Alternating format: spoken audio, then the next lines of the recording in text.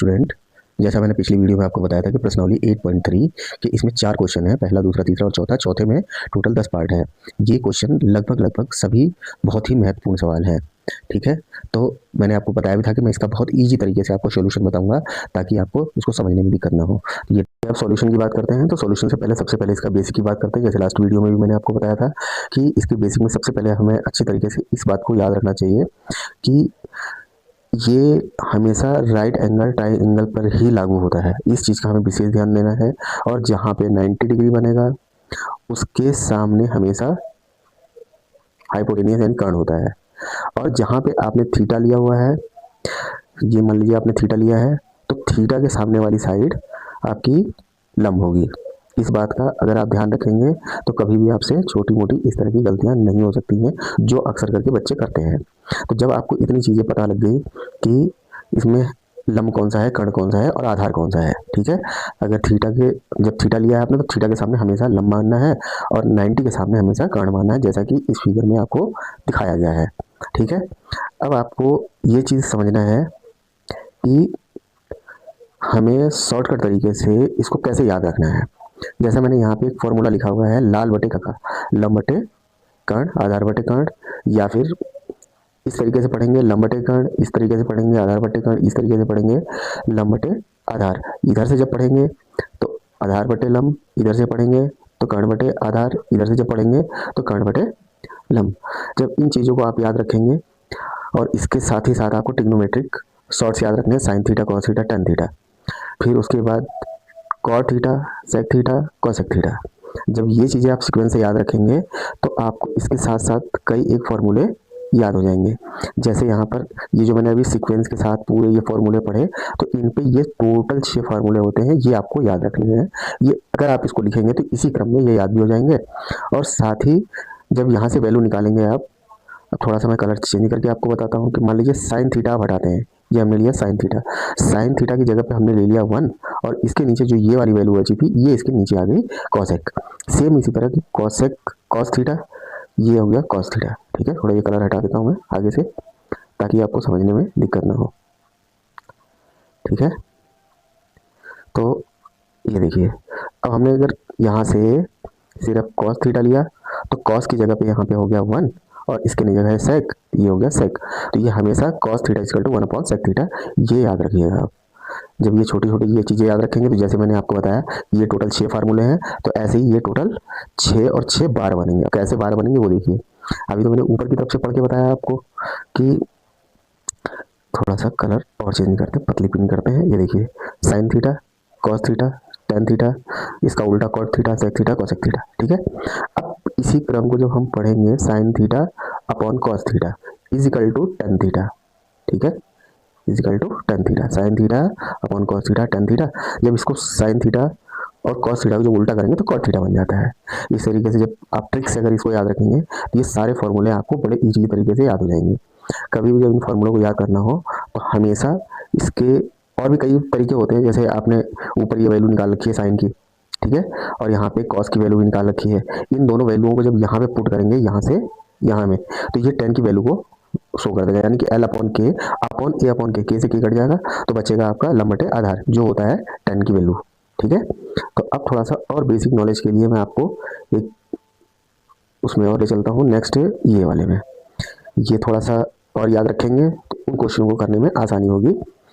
देखिए, एक फार्मूला ये आपको याद रखना, sine square theta plus cos square theta. इससे आपको दो फार्मूले और बनेंगे कि sine square theta is equal to 1 minus cos square theta, ये यहाँ से बैलेंस हो गया है। ऐसी cos square theta is equal to 1 minus sine square theta, ये भी इसी से बैलेंस हो गया है। तो ठीक है, तो इसमें कहीं कंफ्यूजन नहीं होना चाहिए। नेक्स्ट आपका फार्मूला आता है sec square theta minus tan square theta is equal to 1। अब इसको जब बैलेंस करेंगे तो sec square theta is equal to 1 plus tan square theta, यानी कि माइनस 10 को दूसरी साइड ले आए, ऐसी ये है, फिर ऐसी cos square theta is equal to 1 plus cot square theta, ये हो गया। तो इन फार्मूलों को याद करने के लिए आपको वही ट्रिक लगानी है कि हमेशा आप इसको इस दिमाग में रखें ताकि आपके सारे सॉल्यूशन हो सके। अब इसकी साइंटिफिक वैल्यू को याद रखने के लिए आपको क्या करना पड़ेगा, जो मैंने पिछली वीडियो में भी बताया था कि 0, 30, 45, 60 और 90। जीरो से शुरू करेंगे, 0 1 2 3 4 और 4 से सबको डिवाइड कर देंगे। ठीक हो गया। अब जो वैल्यू ऊपर नीचे कट सकती है उसको काट दिया, जैसे ये वाली वैल्यू कटी है 2 1 जा 2 2 2 जा 4, ये 4 1 जा 4, ये भी कट गया। अब इसका रूट निकाल देंगे सभी का। जीरो में जब नंबर से डिवाइड करते हैं जीरो आता है, 1 का रूट 1 हो गया और 2 का रूट 4 का रूट 2 हो गया। ऐसे ही आपका 1/2 का निकालेंगे तो 1 का रूट 1 आ गया, रूट 2 का वैल्यू रूट 2 आ गई और अंडर रूट 3 की वैल्यू अंडर रूट 3 और 4 की वैल्यू 4 का रूट 2 हो गया। ऐसे 1 का रूट 1 आ गया। अब इसको यहाँ से यहाँ को बैलेंस कर लेते हैं।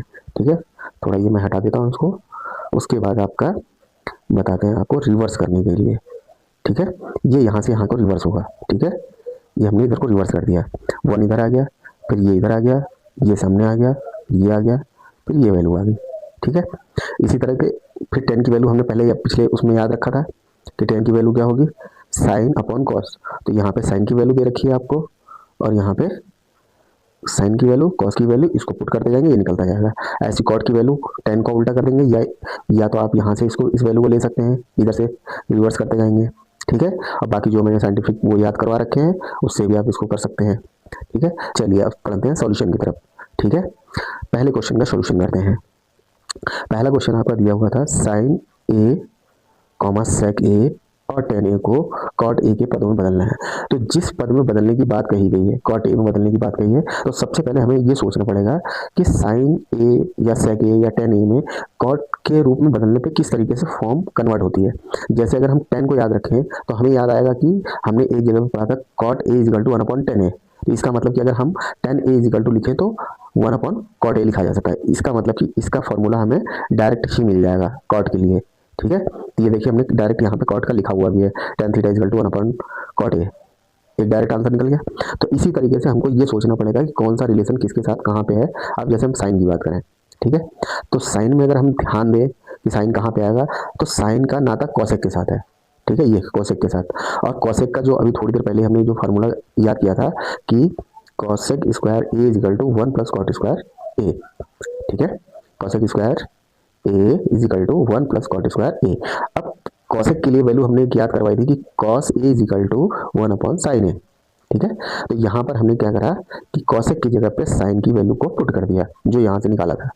ठीक है, अब इस वैल्यू को जब हमने लिखा तो 1/sin square A is equal to 1+cot square A. इतनी तो आपको बिल्कुल क्लियर होगा। अब जब हमने यहाँ से साइन स्क्वायर मीन्स रिवर्स कर दिया, इसकी वैल्यू को अगर हम रिवर्स कर देते हैं, ठीक है, यानी कि दोनों पक्षों को उल्टा कर दिया, पलट दिया।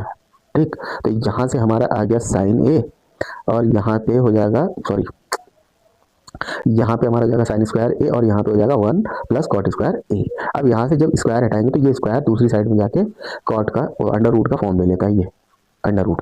ठीक हो गया, तो यहाँ से हमने 1 का रूट 1 ही आता है, 1+cot स्क्वायर ए का रूट में ही रहने दिया, अगर उसकी वैल्यू नहीं निकली तो उसको वैसे ही रहने दिया। ठीक हो गया, तो ये हमारा साइन की वैल्यू क्या आ गई, 1 sine A is equal to 1/1+cot square A. यहाँ पे मैंने रूट नहीं लगाया, यहाँ पे रूट लगेगा, एक वैल्यू ये आ गई, मतलब एक आंसर ये हो गया। यहाँ तक क्लियर हो गया। अब हम बात करते हैं दूसरे वैल्यू की, जहाँ पे सेक की वैल्यू का आंसर निकालना है कॉट के फॉर्म में। ठीक है, कुल मिला के कहने का मतलब ये कि साइन है, कॉस सेक है या टेन है, कॉट ए है, तो इसके फॉर्मों को कॉट के फॉर्म में बदलना है। तो हमें उसको याद रखना है कि ये कब कहाँ किस तरीके से आएगा और उसका आंसर में कॉट जरूर आना चाहिए। अब यहाँ पे sine square A is equal to 1+tan square A है, तो यहाँ पे sec square A is equal to 1+tan square की जगह पे हमने लिख दिया 1/cot स्क्वायर, जो कि हमने पहले ही आपको फॉर्मूले में याद कराया था कि tan की वैल्यू क्या होती है, 1/cot। तो यहाँ पे tan की जगह पे 1/cot रख दिया। ठीक हो गया, तो इस तरीके से जब हमने इसको बैलेंस किया तो हमारा आ गया, जब इसको यहाँ से ले जाके इसके साथ मल्टीप्लाई करेंगे 1 के साथ, ठीक है, तो cot square A plus 1/cot square A. अब जब हम यहाँ से स्क्वायर हटाएंगे तो ये रूट लग जाएगा। जब ये रूट लग गया तो यहाँ पे 1 का root, sorry, cot square A plus 1 का रूट और cot स्क्वायर ए के ऊपर से रूट हट गया तो ये cot ए हो गया। तो इसका मतलब इसकी वैल्यू क्या आ गई, सेक इज इक्वल टू आपका आ गया ये, sec is equal to under root cot square A plus 1/cot A. ठीक हो गया, इसी तरीके से हम और वैल्यूओं को निकालेंगे। दूसरे क्वेश्चन के लिए। ठीक है, दूसरे क्वेश्चन में एंगल ए के सभी पदों को सेक ए के पदों में बदलना है। जैसे अभी थोड़ी देर पहले हमने कॉट के पदों में बदला था, यहाँ पे सभी पदों को सेक ए के फॉर्म में बदलना है। तो यहाँ पर भी सेम वही ट्रिक लगाएंगे कि हमें सोचना है कौन कौन से पद बचे, ये साइन कॉस टेन कॉट ये पद बचे, क्योंकि सेक का इस फॉर्म में बदलना है और एक कॉसेक इतने फॉर्म में बदलना है। तो उस हिसाब से हम सोचते जाएंगे कि कहाँ पर कौन सी वैल्यू हमारे काम आ सकती है।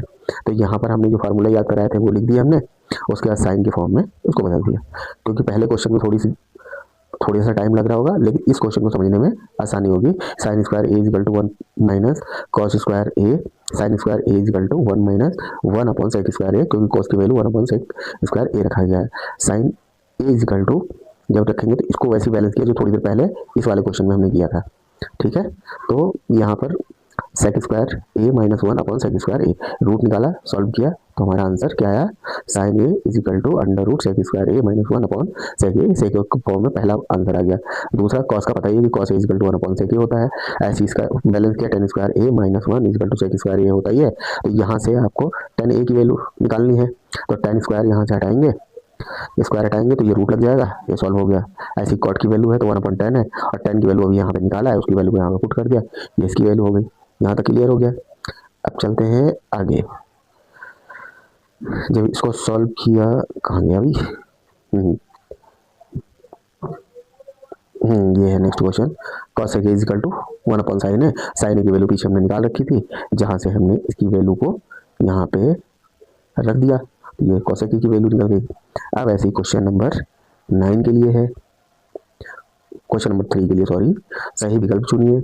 अब इसका सॉल्यूशन देखिए, दिया तो जरूर है कि सही विकल्प छाटिए, यानी कि एमसीक्यू टाइप क्वेश्चन दिया है, लेकिन जब सॉल्यूशन करते हैं तब पता लगता है कि कितने बड़े बड़े क्वेश्चन है।